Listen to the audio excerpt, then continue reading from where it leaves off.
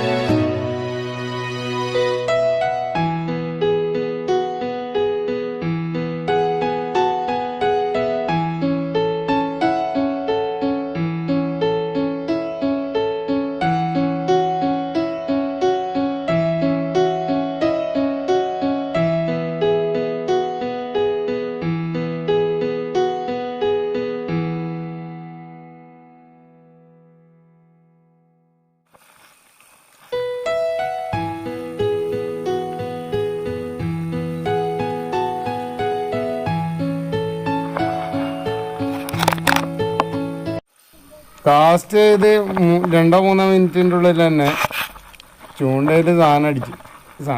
മറ്റേ ട്രാഗിൻ്റെ പോക്ക് കണ്ടാൽ തന്നെ അറിയാം മീനല്ല എന്നുള്ളത്.